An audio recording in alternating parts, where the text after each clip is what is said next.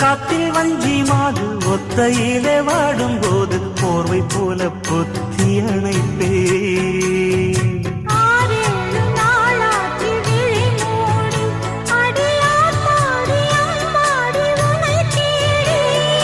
நீதானே மானே என் இளஞ்சோ